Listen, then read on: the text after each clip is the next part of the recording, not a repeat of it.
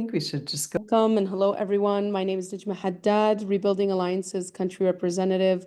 Welcome to Behind the Scenes with Rebuilding Alliance.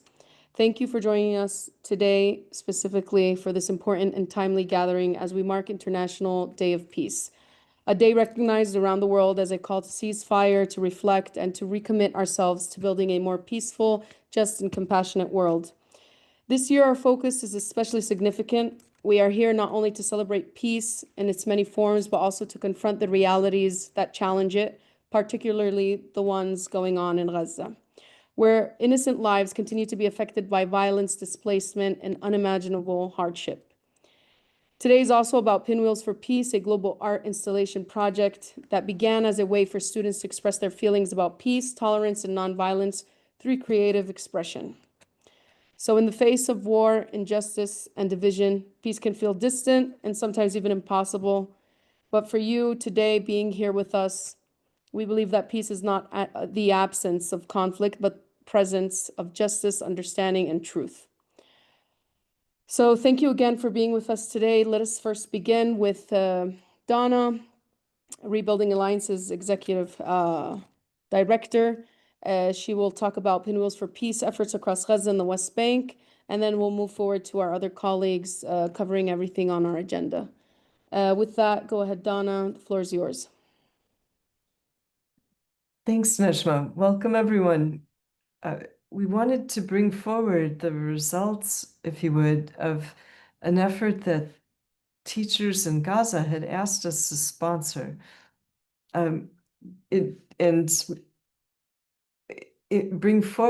Specifically bring forward the voices of the children and their visions of peace. Teacher groups working with us, very proud to have an after-school teaching team for many, many years that has been doing its best to provide lessons to children now. That's a group that's now mostly located in Han Yunis, in the middle of Gaza. In the north, we have a brilliant teacher, an English teacher, who organized the Pinwheels for Peace project with children in a school that was still standing at the beginning of this month, and it was standing in a regular building with doors and windows and walls, and it had 450 children. They all did their pinwheel efforts on September 2nd, and that'll be the videos that we'll be showing you. Maria, you might advance the slide a bit, please. And let's go into a bit more description of what the Pinwheels project has been in the past. Can you go to the next slide? Or am I managing the slides? Great. I get to fill in the gap of why are we doing this project? How did it come to be? In 2008, it would be the time when the Israeli High Court was considering a petition to stop demolition of a kindergarten that Rebuilding Alliance had built and the village around it, a village called Al Aqaba. We did our best to, we built the kindergarten because they had come to an agreement with the Israeli army to stop using the village for live fire training exercises. And to our surprise, as we were building, the whole village came under demolition orders except for 2 houses. The court case would take 4 years to mature, the petition, and then finally it was almost the time for it to come to court. How to keep the village standing was a really huge question, and our kindergarten. A colleague, Fueda Araf, went to Al Aqaba to bring this project, Pinwheels for Peace, to the children and the families there. So all the children in the village wrote down what peace meant to them and drew what it looked like and created their pinwheels to turn in the wind. It was so inspiring. I was able to carry the pictures. Actually, I was able to open a tent in front of the Palo Alto City Hall and make them into big posters there asking, it takes a village to save a village. Now it takes the whole world to save a village. Um, the I brought the posters to Congress because a Rotary district governor offered to teach us, my friend Laurie Jaglit and I, how to walk the halls of Congress, that we shouldn't just be going to one meeting that Laurie had scheduled with her senator. We should be going to all offices. And so we did, without any appointments, asking everyone across the country to call in to say, keep the kindergarten standing. What we learned in the process was that it was a good ask. Members of Congress, their staff said, oh, we really don't get involved, especially when there's a court case. But if it was my child in my kindergarten, I'd make this call. I'm going to make the call for you. And so they did. And the kindergarten in Al Aqaba and the village remained standing. They are facing some extreme settler violence in these past few months, but they are standing. And it's been a place that we've brought our congressional staff delegations to see what peace could look like, because for many years there were no demolitions at all. We faced in 2015 the call that Susia faced the challenge of its existence. At that time, the European Union was helping Palestinian villages file for their master plans. They were told that they couldn't have building permits unless they had a master plan. So solving that problem seemed like a great approach. Susia, however, was canceled. The planning committee, when reviewing the master plan, said no, that they would be better living somewhere else. And suddenly the entire village, which had already been relocated from the lands that it owns into farming area and recreated there, all of a sudden they're facing mass demolition, much like Al Aqaba had in these earlier days. So we brought the Pinwheels for Peace to them. Let's start here. And the children wrote down what peace means and drew what it looked like. And then we realized, instead of bringing their photos to Congress, let's bring the children to Congress. And that was really quite amazing. You might go to the next slide. It was especially, the briefing was full, up on the Senate Hart Building, maybe 7th floor, a very large briefing room. So more than 100 people attended. And Senator Feinstein, who had sponsored that briefing, brought us to meet with her, hugged the children, had Sadine sit in her chair, and then began her efforts to write to the Prime Minister of Israel in a correspondence that would last for 6 or some letters and would keep Susia and Al-Khair and eventually Han al-Ahmar, those 3 villages, standing at her request, at her intervention, as she spoke for the importance of the planning process, for the master plans, for the ability to assure Palestinian villages their future as a stabilizing factor for the whole region. Her wisdom is especially important and came into play one more time just before she passed away. I think one of her last interventions was to press to keep Palestinian schools standing, and it did offer some breathing room. We hadn't seen any school demolitions until the new school in Al Aqaba just recently in the summertime. The under construction, it was suddenly demolished, and so and at the same time, all of the families were taking refuge in Gaza have been targeted and have been destroyed, and continue to be targeted.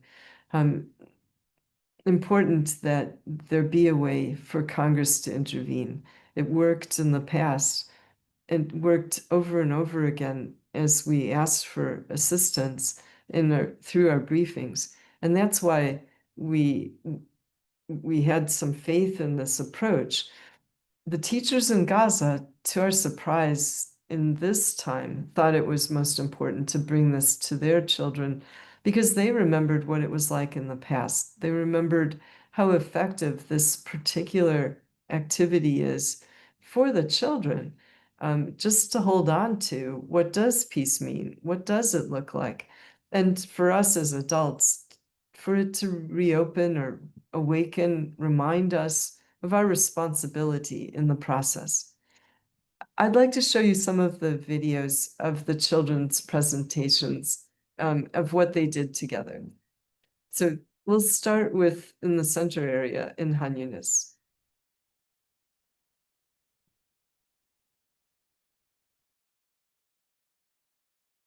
It should be running audio, right?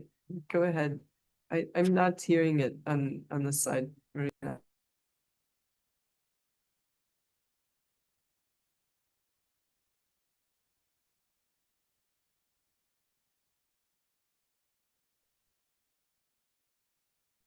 Yeah, there's no audio. Is there a way where we can put on the audio?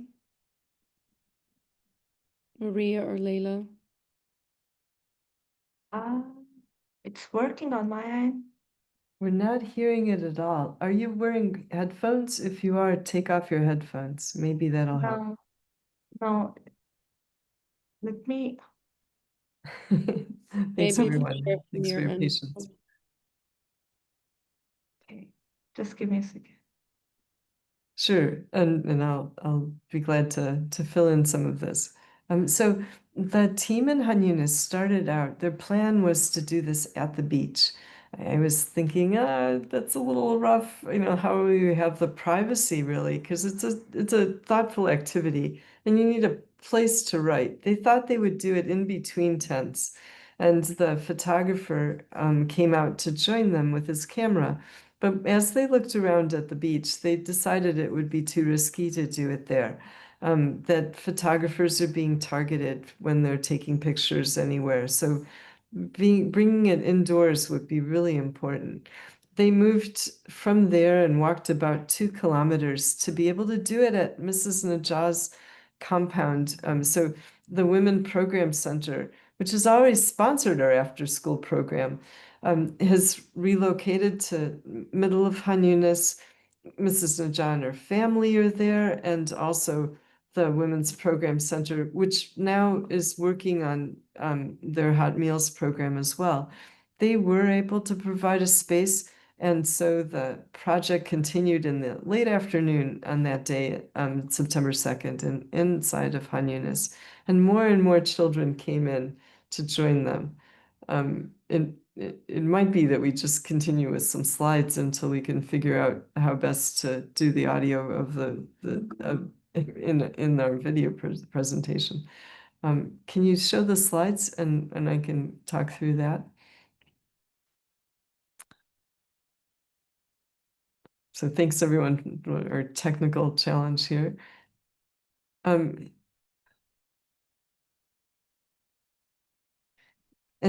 it could be that someone else shares.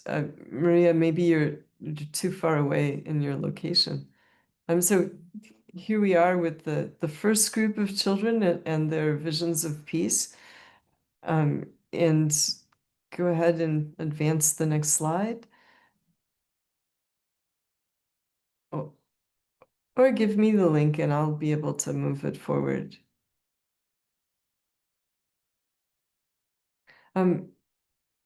So what I want to bring us to is to be able to bring our Gaza program manager, Rafiq, into the discussion. He's got the update of what things look like at the present time. So maybe that's our best way to proceed.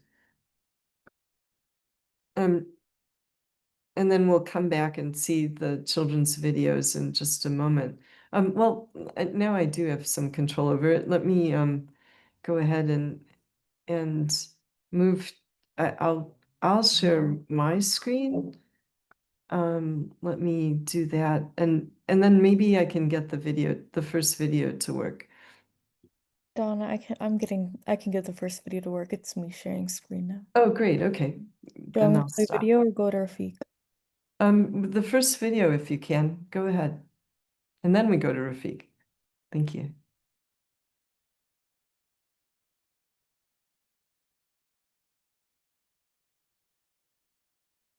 It still doesn't have sound though.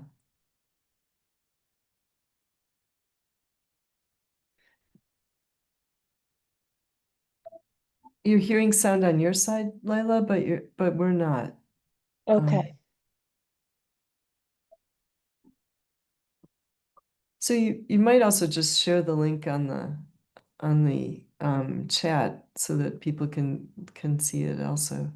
رسالتي للعالم من خلال مراوح السلام There. أطفئوا أمل Great. الأطفال ضعوا أصواتهم الملونة تدور في السماء بدل أصوات الحرب.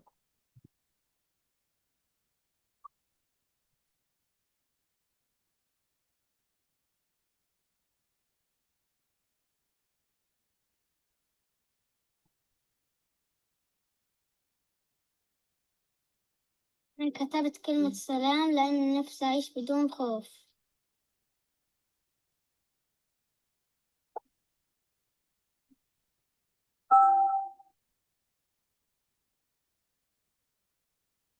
أصعب موقف واجهته كمعلمة خلال الحرب إنك تشوف أطفال تقابلهم تحكي معهم تسألهم عن المدرسة إذا بيدرسوا خلال الحرب أو لا، أو يكون عمره 8 سنين 9 سنين 10 سنين ويحكي لك أنا لسه ما بعرف أقرأ.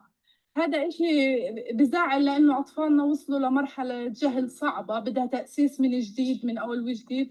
فهذا كان من المواقف اللي أنا كنت أحاول أعالجها، ولكن ظروف الحرب ما بتساعد المعلم إنه يعالج جهل متجذر صار له سنتين.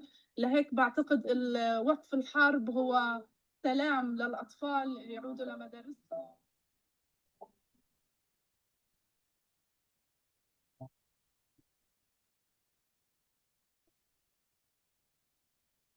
أنت يا لميس ليش اخترتي مراوح السلام؟ لأنها رمز الفرح والأمل. شو يعني السلام بالنسبة إلك؟ إني أروح على المدرسة بسلام وأمان.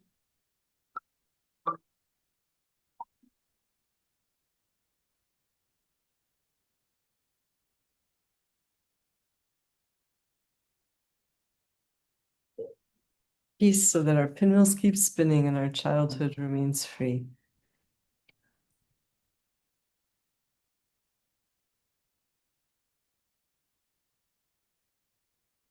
So each of the groups, this year they weren't allowed to bring the children, we weren't allowed to bring the children to Congress because there are no visas allowed from anyone in Gaza. It would be hard to bring them in general, but even the West Bank.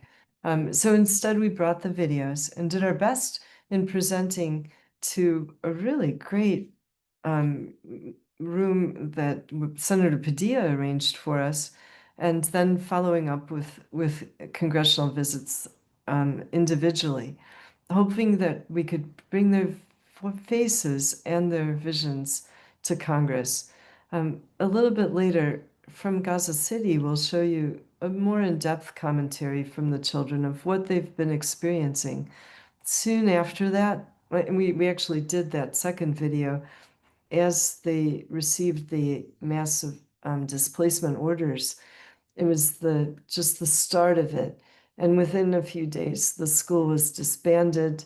The children and everyone in those neighborhoods has been fully displaced as house by house was notified first and then targeted and destroyed.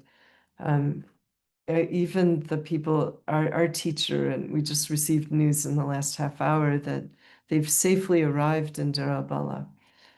With that, I'd like to turn to my colleague, the Gaza program manager, Mr. Rafiq, to go ahead and tell us what he's seeing around him at the present time.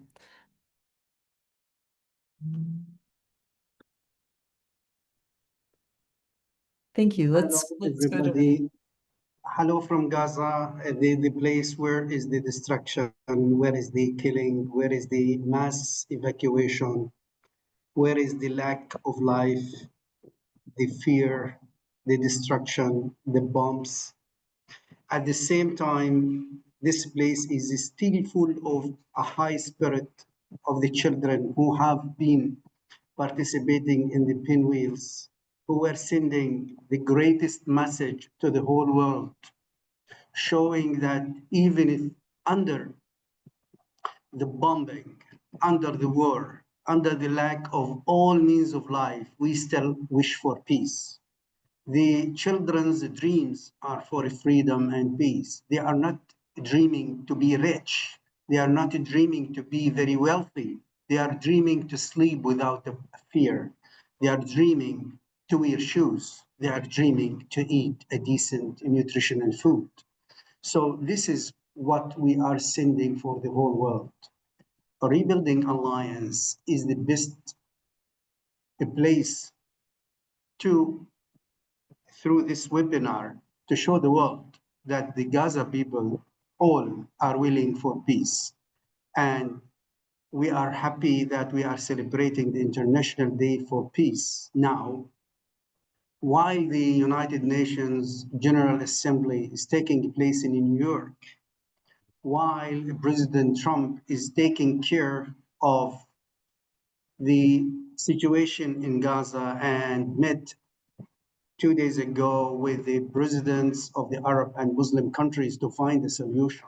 So we appreciate every step anyone in the world, especially the leaders, are taking to help Palestinian children, Palestinian people, to live a decent life.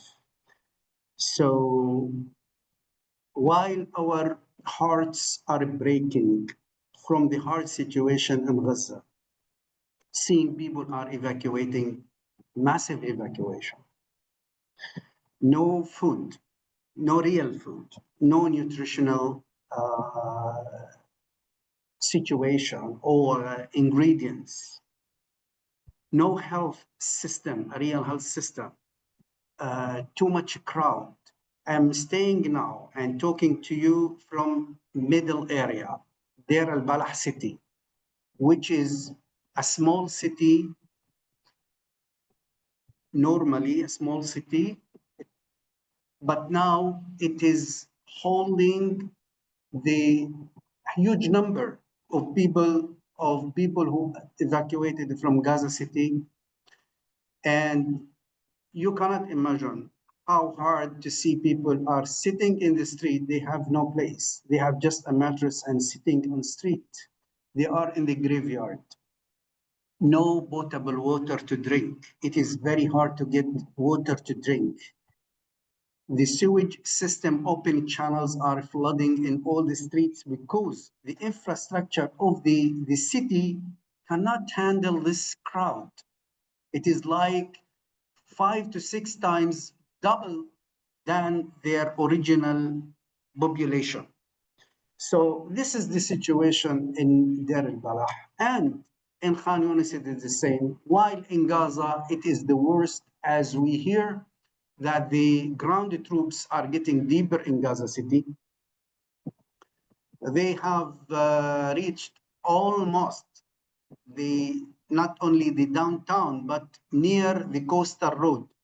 And this is the most risky thing, that if they close the road, the coastal road, so people in Gaza will not be able to move out and evacuate to the middle area and the south. So they could be just waiting for death because there is no transport and no tents for them.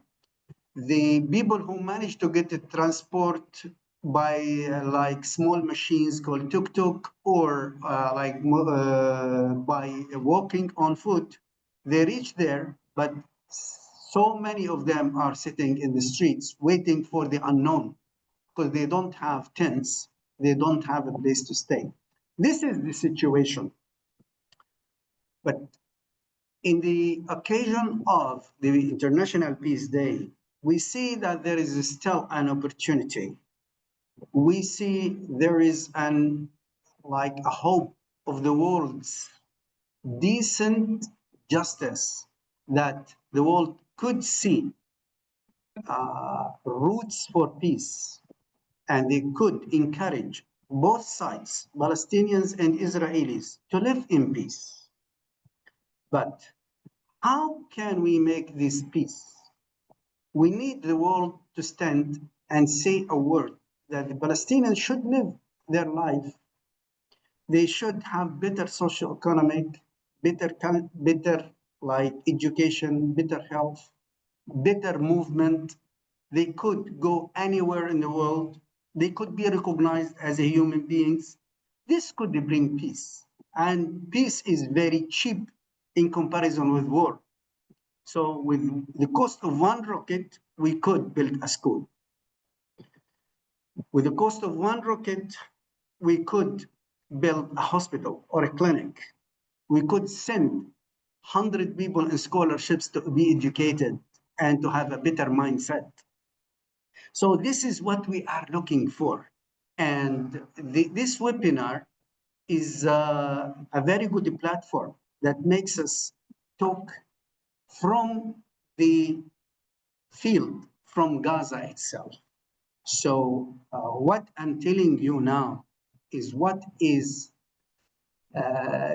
seen in the streets, not on a TV screen, not on social media, but in life while I'm working from home to office and office to home to see how people are living and trying to report to our organization how things are moving and how we could help people at least to stay alive, at least to find a place to sit in. And we have managed to help little people or little number of people how to get a place to stay in and how to be evacuated from Gaza.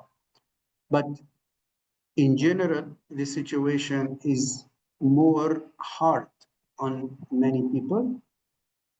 We are one of the organizations who are working to help people, to help the children dream in better way, to help children think of the culture of peace. You cannot imagine this pinwheels thing, even it is very, very small thing. But when the child start to write about his or her dreams of peace, peaceful life, peace wording, it is much better than like to keep them crying or to see their tears. So we try by little activities such like the pinwheels, the teachers who are doing certain things with the children in tents, in the camps, we try to make the child mindset thinking in a positive way, thinking in a peaceful way in order to push them towards peaceful insight, in order to make sure that their time as a next generation could be better than our time, could be more peaceful, could be more understanding how the world is moving. And I thank everybody who participated in this webinar, everybody who's listening to us, everybody who could help just to get our message to the people of the United States first and people of the world second, because we are in need for your words, for your support. We need a political support to make us live as human beings, to make us live in peace, to make us enjoy our peaceful life with our neighbors in the whole region. And So finally, I want you've to been say, right there in the middle. You've been right there in the middle of getting delivering food parcels to families. And we're certainly we've been doing that inside of Gaza City up until a few days ago when the supplier is no longer there, when he's relocated also. Are you, is the supplier now fully relocated, and are we able to do more of the parcels? We're on the edge of delivering to the malnourished families with malnourished children again. The supplier is fully settled now in Deir al-Balah. He has his own store and he moved everything from Gaza City to Deir al-Balah. And inshallah, next Sunday, we will start with the BQU, parcels for the BQU. Also, yesterday, we managed to get the orders requested through the Gaza giving card and delivered to the people. And we are trying, even the situation is really hard, but we try to provide the food for the people. And we feel that it is our mission to help the needy people get their support through relatives, through anyone who is willing to purchase them anything from abroad. We could do this safely and peacefully.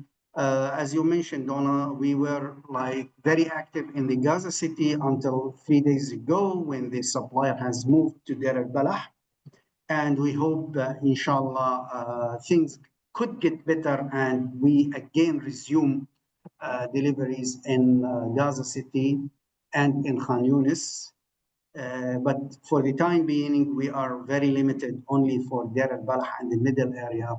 So inshallah, things will be moving well during the next week or the week after, and we could continue helping people as much as we can. And the Gaza Giving Card is the best platform to help people who could help their relatives or plan to help their relatives, their friends, their family members who are in need and they cannot afford them anything from outside, especially in the difficulties of money transfers and the issue of commissions, all these things. The So Gaza let me Giving say, Card is the best. just what Gaza Giving Card does is we're not bringing food from the outside, but we are finding whatever we can inside of local markets, working with our supplier to negotiate locally, and then purchasing, doing so without a fee, without the money changer fee. And we're making those parcels available to families locally. We're doing it safely and making sure that pickup happens close to where they are, so that we can get them the food they need. We can't do it alone. We realized that, like we've gone into quite a bit of debt on the way that we've delivered in the past. Being able to make this and reflect the current market prices, we're updating every 2 or 3 days to show what the prices are that we're finding, and giving you, the donors, the opportunity to go ahead and purchase. If you want to designate someone we'll do our best to find them and arrange for pickup. If you want to give where needed most, just all of that is entirely possible. And we've been a little hesitant to bring the project forward too much because there's 2 million people in need. We're still making sure that we can always get through and always deliver as promised, or always provide as promised. But it is growing, and good that the supplier is now stable in his warehouse, having moved his things. We'll do our best to continue this and expand it as ever we can. As we see more food available, we'll be advancing and certainly offer this to you, and feel free to spread the word about this. Thank you. And Rafiq, any other comment? I Go would ahead. like to end my words by saying thank you so much, and it is appreciated to attend such a webinar, and I hope everybody who's participated in here to spread our message for the world about peace. And I hope next time we celebrate, or next year we celebrate the International Peace Day in a better conditions, better life, and to have a life or a live event with the children who could talk like directly to the people outside. Thank you so much. Thank you. Inshallah. Thank you so much, Rafiq, for that informative and deeply moving overview of the current situation in Gaza. Understanding these realities on the ground is crucial. And now we'll shift our focus to how we can respond. To speak more about ongoing advocacy efforts and how each of us can get involved, I'm pleased to hand it over to my colleague, Matthew. The floor is yours. And you Thank might you. want to run the second video first, if you don't mind. This might be a good moment for it. Who can do Lila? that for us? Maybe Layla? Yes, just give me 1 second. Thank you, Layla.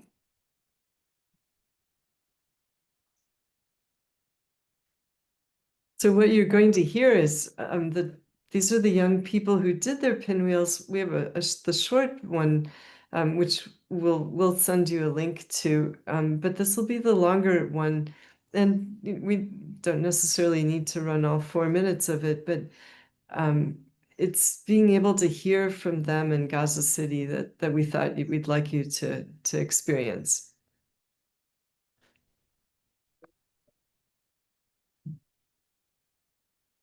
السلام بالنسبة إلي إن ما انزعش من داري وأظل ساكن فيها، ألعب مع أصحابي بأمان وسلام، وإن أروح بالمدرسة وما أكونش خايف، أروح الطمأنينة. السلام هي الأمان وما نخافش من صوت القصف. أنا مسكن لما إخواتي يكونوا طالعين ويصير خطة بخاف عليهم إنه يصير بدي أطمن عليهم، بصير قلبي يوجعني إنه بدي أطمن على إخواتي، وأنا نفسي إنه تخلص الحرب عشان نعيش كلنا. صار في قصف جنبينا، خفت، صرت أطلع وين القصف، بعدين رحت أشوف عائلتي إنه فيهم إشي صار يتقدم من القصف، وأنا بدي الحرب توقف. ليش كده؟ دايما نسمع صوت انفجار، دايما نسمع صوت انفجارات، قصف نعرفش ننام وين، صرت أخاف أمشي في الشارع، دايما بخاف على عائلتي، بدي إياهم يضلوا معاي. نفسي الحرب توقف، نرجع زي قبل الحرب، أشوف صحباتي، نلعب، نعيش بسلام، أنام مرتاحة. كل الأطفال في العالم عايشين بأمان وبروحوا على المدرسة طبيعي، أما إحنا أطفال غزة هنا بالجوع ودمار وقتل وتدمير ونزوح. إحنا بدنا سلام وكمان إحنا بدنا الأشياء ترخص. الأشياء ترخص من غلاء الأسعار، لما كان الكيلو الوحيد ب100 شيكل ما كناش قادرين نشتريه. بدنا إحنا السلام وجودنا عشان ما نقدرش ننزح من مكان لمكان، وإحنا مش قادرين نعيش في الخيم ولا قادرين نعيش أصلا في الخيم، عشان لما نعيش في الخيم المجاري تطلع وريحة المجاري يعني الله يعزكم تسطل. أنا عايشة في خيمة بما إنه بيتنا انهدم وبمنطقتنا خطر، وماما أخدتني على خالتي عشان الخوف. سمعنا صوت الانفجارات كتير، أنا بحلم إنه تخلص الحرب ونرجع على دارنا وعشان نسكن فيها، لأنه كنا ناقلين عليها جديد وقعدنا فيها أسبوع وانقصفت. نفسي ترجع. هلا قول قاعدين.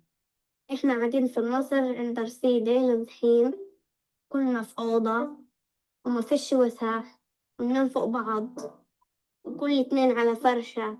بيتنا كان كبير، الأوضة إلي والأخوات ال3، وكانت الأوضة التانية لأمي وأبويا وأخوي الصغير، وكان فيها بلكونة، والصالون كان كبير وإله شباك كبير وفي أوضة للألعاب كمان.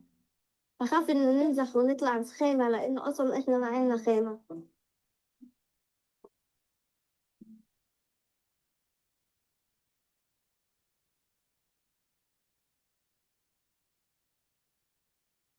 That was the early map. Now it's been displaced. Hello, my name is Adam. I am from Gaza. I want to tell you something. We refuse to be displaced because we have the right to be safe in our homes. Stop the war now. اليوم كتير من أصحابي غابوا عن المدرسة لأنهم نزحوا لأنهم خايفين. إحنا بدناش ننزح، إحنا بدنا الحرب توقف، إحنا بدنا سلام. أول حاجة وإحنا نايمين في حمام على الساعة 2:30 بالليل، فجأة صوت عاصف والدنيا ضوت أحمر كلها. فجأة بنطلع على الشبابيك، كل الشارع دخلوا مش شايفين إشي. فجأة ماما وبابا طلعوا من الغرفة، أجونا على غرفتنا قالوا لنا تعالوا حطونا في بيت الدار بعاد عن الشبابيك. في الآخر الدار كلها خبرة وقعدنا نقخ من الخبرة. بعدين قعدنا شوي في الصالون قبل ما راحت الخبرة طلعنا وين. بعدين الإسعافات أجوا في الشارع عشان ياخدوا المصابين والمستشهدين. هذا القصف اللي بيصير بس عشان بدهم يطلعونا من غزة. إحنا عم نضل هان، بدناش نطلع من غزة، هان دورنا، هان بلادنا. أنا نفسي الحرب توقف ويدخل المساعدات بأمان للمؤسسات، تتوزع على الناس بحق.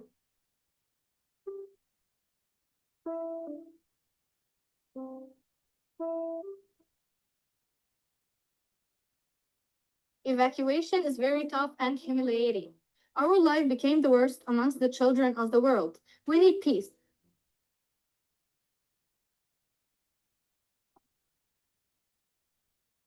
كتير خايفين من النزوح، بدنا نضلنا بغزة. ساعدونا يا جماعة، بدناش نطلع من غزة، بدنا نضلنا فيها. ساعدونا نرجع نعمرها، ساعدونا توقف الحرب، ساعدونا إنهم ما يضلوش يكسفونا ويخلوا شوارع غزة مش حلوة. ساعدونا، إحنا مش عايشين بأمان، نفسنا نعيش بسلام إحنا وأطفال غزة.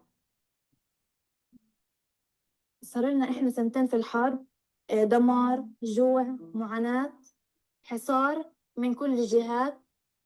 أنا بس نفسي حلمي تخلص هاي الحرب على أهل غزة ونرجع لدورنا ويرجع تتعمر غزة زي ما كانت أول، ومش طالبين إشياء أكتر من هيك. فحلونا وخلصونا من هاي الحرب. Oh, hi, Donna. Sorry to say that we closed down all of our TLSs, our temporary learning spaces that used to serve around 400 children. Most of the kids moved to the south. Our filmmaker, Noor herself, fled Gaza with her elderly parents. I also packed all of my important stuff and sent them to the south yesterday, ready to flee any moment. So just in follow-up, the Naveen, whose voice you heard, was the last in her neighborhood to evacuate with her family. They had stayed through the entire time, not moving ever before, but their entire building and street was being destroyed. They were the last family to leave in their neighborhood. And the news was from about half an hour ago or an hour ago now that they have arrived safely. So really thankful for that. Thank you Maybe very over much to for you. sharing the visuals. As you can see from what we just saw, they speak to the human costs of, behind the statistics, the real lives, the children's, and the families affected. And it's a sobering reminder of why these conversations and webinars matter so much. Again, with that in mind, we now turn to the question of what can be done.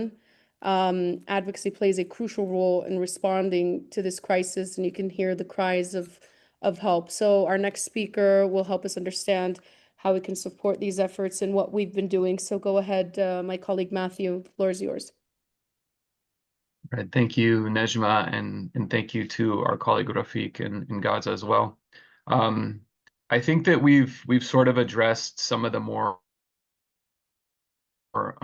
the overarching themes of our International Peace Day advocacy. So I'm going to zoom in on a couple of very specific points that we made our priorities when we met with congressional offices during the weeks surrounding International Peace Day, when we had our more individual meetings. And I also just want to say that when we went into congressional offices, we heard from many different offices that the issues in Gaza and the West Bank were maybe the number one thing that constituents were calling and writing to the offices about. So I think that's something I want to highlight as I go through the advocacy points that we're prioritizing, because we do have some letter templates that we'll share with everyone that will allow you to engage with your congressional office and really bring forward some of these asks, which again are really important because Congress is hearing from you all. And it's important to just keep going with this and make sure that they continue to be made aware of what we're working on. The first point that we prioritize as it relates to Gaza, of course, aside from what offices could do to better meet the needs of children and to increase the amount of humanitarian aid flowing into Gaza, we wanted to push on the medical evacuation freeze that the U.S. State Department had announced in August, and think about other ways that the needs of medical patients in Gaza could be met until that freeze is lifted. So many people may know that in August, the U.S. State Department announced that they were freezing all visas for Palestinians coming from Gaza, including those who were traveling to the U.S. for life-saving medical care. Now, the U.S. hadn't been a primary destination for people from Gaza. We weren't accepting, really a large amount of patients, but it was a place where, the medical care is very good. Specialists are among the best in the world who could offer life-saving treatment to children with catastrophic injuries or life-threatening illnesses. So it was a very important, there was a very important role being played by the United States to treat children coming from Gaza who had injuries and illnesses. That was froze in August, and then of course, immediately after that, all visas for both Gaza and West Bank Palestinians were also halted. That's one of the main things that we brought forward in our meetings with Congress, was to have them engage with the State Department to expedite that review process. So if, of course, the goal would be to reverse that decision, but expediting that review process, if they're saying they need to review it, it was our primary ask in that regard. That's especially important because the World Health Organization has, I think their latest statistics say that there's about 16,000 people who need medical evacuations from Gaza, and that includes over 5,000 children. And I think that most organizations who are working on medical evacuations or working in that space are all pretty much in agreement that that's a pretty massive underestimate or an undercount, because, of course, the healthcare system in Gaza has been almost completely destroyed throughout the course of the assault on Gaza. So people aren't necessarily able to go through the process to get referrals from hospitals to be referred for medical care outside of Gaza. And also some doctors are so overwhelmed by the amount of patients they're seeing that they just aren't giving referrals in the same way that they were before. So the number's probably much higher than 16,000. But what we've been pressing congressional offices to bring forward is that if the United States is halting our medical evacuation program for Gaza patients, that there's a much closer pathway that should be reopened. And that's the East Jerusalem Hospital Network. This is a network of 6 hospitals in East Jerusalem that's been treating patients from Gaza even before the war started, because there were a lot of treatments that people needed that because of the blockade of Gaza, because of the situation there, were not available to people. We take all of our leadership learning missions, the last, I think, 3 or 4 that we've done in the last year, to a hospital in the East Jerusalem Hospital Network, so people can actually see these places that are ready and willing to receive patients from Gaza. And again, many of these hospitals were seeing patients before the war, and some have mobile clinics in Gaza where they have staff seeing patients who are then being referred to their hospitals. So the doctors, the hospital directors that we've spoke to are really, in our advocacy with them, they're telling us they want their patients back. And so that's something we're bringing forward to Congress, is that if we're not accepting patients, Israel is right there, Jerusalem is right there, it's a few hours away. It makes sense in a lot of ways, because patients that are very critically injured, who have catastrophic injuries, cannot take a flight to another country. They can't go through that long process. So this is just a few hours away, and it has to be reopened to treat patients. The other approach we're taking to sort of make this an issue that congressional offices can engage on is to bring forward the fact that the U.S. has already invested, tens of millions, if not hundreds of millions of dollars in the East Jerusalem Hospital Network. While we're not currently funding these hospitals, past funding has had pretty significant bipartisan support in Congress. And again, when we take our leadership learning missions there, I think it's really interesting to see the reactions of congressional staff when they tour the hospital and they see all of this equipment and the machines in the hospital that have that, that USAID sticker on it, the this is provided by the American people sticker on it. I think that really resonates, that this is an investment we've already made. and if congressional offices aren't willing to say that they want medical evacuations to the U.S. to resume, this is something they may be able to engage on because, again, it's right there. It's something we've invested in, and the hospitals have the capacity and the doctors who are ready and willing to take the patients. So this is an advocacy point that we're asking Congress to engage with the State Department, to engage with the Israeli embassy, and to press the government of Israel to reopen this critical pathway that really will have life-saving consequences for people that need treatment. So that's sort of one of the primary Gaza-focused advocacy points we've brought up. And then just in the interest of time, I'll pivot real quickly to one of our West Bank advocacy points that this is something that comes up every year and that we tend to engage with Congress on yearly. And we've brought it forward in a lot of our meetings to sort of preemptively address some concerns that we and other organizations see coming. So as many people here know, October in Palestine brings the olive harvest. This is in a time of year that has not only cultural and national significance to the people there, but also in recent years since the war began in Gaza has had it's been really for a lot of families, because work permits to Israel were cut off. It's really a pretty big financial it really impacts people's livelihood to be able to access their land to harvest olives. What we're hearing and seeing, and what a lot of organizations who work in this space are wanting to bring forward, is that because the last couple of years the olive harvest has not started when it should have started, and people weren't able to access their land in a timely fashion, we've seen that the harvest was not as successful as it had been in past years. And a couple of things that Congress can do when they engage with the Israeli embassy to sort of address these issues, we're asking them to push the government of Israel to ensure that the dates that people are allowed to access their land occur much earlier. All of this is sort of tied to a 2006 Israeli High Court ruling that said essentially there was a set of villages who sued the commander of the West Bank, the Israeli military commander of the West Bank, because people were not being allowed to access their land. They were being harassed and attacked by settlers. And so the High Court ruling said that it really was incumbent upon the government of Israel to ensure that people could access their land, that they would be protected while accessing their land, and they would be able to harvest their crops. And so bringing forward that decision that really requires the Israeli army to do these things is something that we're trying to press Congress to bring up now ahead of time, because we can see that the last couple of years, especially, this has been an issue. The past few years, the harvest was very, very limited, and so that really impacted people's livelihoods. And so what we're asking is that Congress press the government of Israel to have those dates earlier, to assure that the army is accompanying people to their land so that they can harvest their crops, and that they have opening times and closing times for access that are extended beyond what they are normally. So I think in the interest of time, I'll go ahead and stop here, and of course colleagues can jump in. But those are the two of the very, I think, tangible advocacy points that we've prioritized in our briefings with Congress. And again, we have letter templates I believe on both of those issues that we can share with you all, because what you're doing, calling and emailing and writing to your members, really does have an impact, and we really appreciate it. So I'll go ahead and stop there.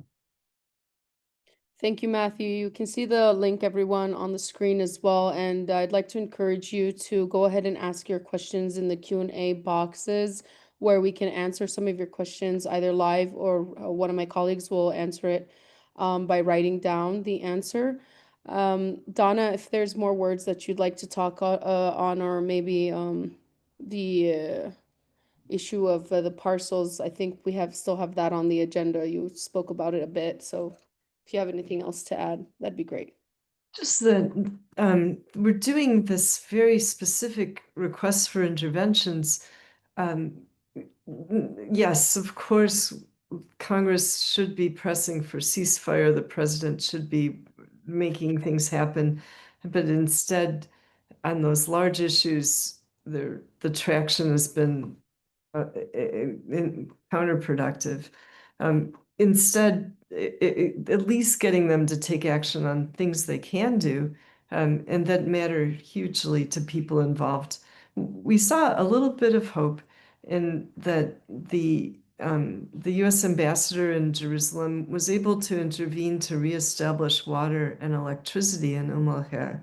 And that was a very careful exercise, but it was coming from, we engaged American rabbis to hold a special meeting with to ask for a special meeting with the ambassador. Didn't quite happen, but it did happen with his senior advisor.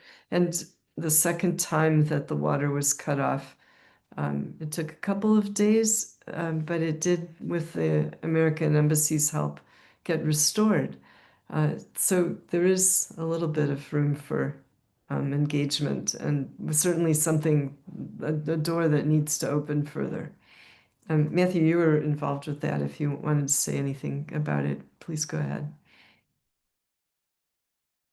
Yeah, thank you, Donna.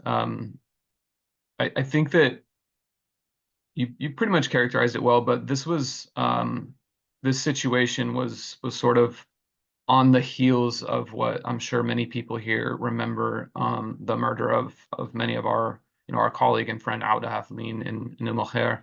And immediately after that, we saw the water cut, and we kind of met as a team and tried to strategize about how can the ambassador hear us? What are some of the ways in which he would be able to engage? And I think that it just made sense. Ambassador Huckabee has described himself as a man of faith, and so taking him at his word, we decided to come forward with a group of rabbis, hoping that they could make that ask, because there really is a large presence in al-Khair that's from especially the American Jewish community. The Center for Jewish Nonviolence sends people there to live and be a protective presence, and Rebuilding Alliance visits al-Khair during all of our staff delegations. And so the senior advisor to the ambassador is someone that we have a good relationship with, and that we always meet with when we're in the region. And so she did, take that meeting, and she heard us, and she did bring that forward to the ambassador, and we did see the water restored. And then recently, when it was cut and the electricity was damaged again, our team, Donna, did reach back out, and we saw that situation addressed. So I think we have to remember that, while we do not, we don't rest on what are the overarching advocacy points that are being brought forward by our staff on the ground in Gaza and the West Bank, and the things that people really need. We can really zoom in on very specific, tangible asks that can improve the lives of people there, and that can, sort of hopefully establish and further these relationships that we have with the U.S. Embassy there, and be something that we can lean on and press for more assistance when we need it. So. Thank you, Donna. And I want to mention that the children in al-Khair also did their Pinwheels for Peace. So did children in Susia, and also in al-Aqaba. The children decided with their librarian teacher that they would focus on what they as children would wish for the children of Gaza. So theirs was in solidarity with their photos and messages, all about how if I would wish for them a car so that they can transit easily. I wish for them money so that they'll be able to buy food. Many different things coming from the children as to what they saw was key. Pinwheels filled with heartfelt messages for the children of Gaza, like you're seeing there. And it's really sweet to see the results of each of their villages, each of their places, and as they chose to pick up their dreams. Thank you, everyone, for listening to us and for hopefully bringing forward the children's messages. May it impact our members of Congress. May they intervene. We need to get more food and water into these extremely crowded areas inside of Gaza. Rebuilding Alliance has some phenomenally wonderful plans about rebuilding. That's the essence of who we are, after all. And we look forward to presenting our prototype house. Hopefully it'll remain standing. It's inside of Gaza City. But in the immediate needs, we ask that you help support us, because we are delivering food. We need to get them to families with the malnourished children, especially to families who have PKU patients, children who can't digest protein and need an all-vegetable diet. We're working on getting entry of medical food and feel we're a little closer on that. We're working on getting entry for infant formula. We're forming groups for support of new mothers and doing that with care, with a midwife and a lactation consultant on the line. Will be, we have one group so far and another starting, and we'd like to see that in more depth. We want to extend our parcels to doctors and medical personnel in all the remaining hospitals, because we've been hearing those warning reports that the medical people are starving too. And certainly like addressing this as much as possible. Press to open the commercial corridors, press to open food at every gate. This is what UNICEF especially is asking for. Every gate, because there are multiple entries into Gaza, and press to reopen the north and to provide aid to the probably 200,000 people who are remaining there despite the bombing. They do need food and water, and it is the responsibility to care for them, as well as the overcrowded situation now. I guess one more thing is open every corridor. That means the sea corridor.